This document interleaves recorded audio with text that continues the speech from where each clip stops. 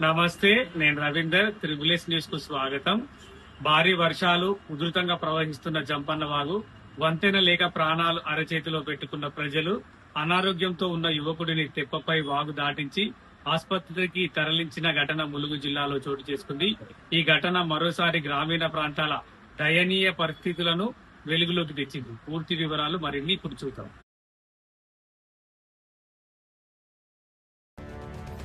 ములుగు జిల్లా ఏటూరునాగారం మండలం ఏలిశెట్టిపల్లి గ్రామంలో హృదయ విదారక ఘటన చోటు చేసుకుంది.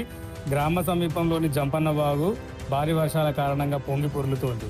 ఇదే సమయంలో గ్రామానికి చెందిన రాకేష్ అనే యువకుడు తీవ్ర అనారోగ్యానికి గురయ్యాడు. అతడిని వెంటనే ఆసుపత్రికి తరలించాల్సిన పరిస్థితి ఏర్పడినా వాగు ఉధృతంగా ప్రవహిస్తుండటంతో రాకపోకలు పూర్తిగా నిలిచిపోయాయి. దీంతో స్థానిక గజ ఈతగాళ్లు ముందుకొచ్చి తెప్పను ఏర్పాటు చేశారు. యువకుడిని తెప్పపై పడుకోబెట్టి ప్రాణాలకు తెగించి జంపన్న వాగును దాటించారు. స్థానికుల సాహసం, మానవత్వం అందరి ప్రశంసలు అందుకుంటోంది. ఈ ఘటనకు సంబంధించిన వీడియో ప్రస్తుతం సోషల్ మీడియాలో వైరల్గా మారాయి. ప్రతి వర్షాకాలంలో ఇదే సమస్య ఎదురవుతోందని గ్రామస్తులు ఆవేదన వ్యక్తం చేస్తున్నారు. జంపన్న వాగుపై శాశ్వత వంతెన నిర్మించాలని ప్రభుత్వాన్ని మరోసారి కోరుతున్నారు.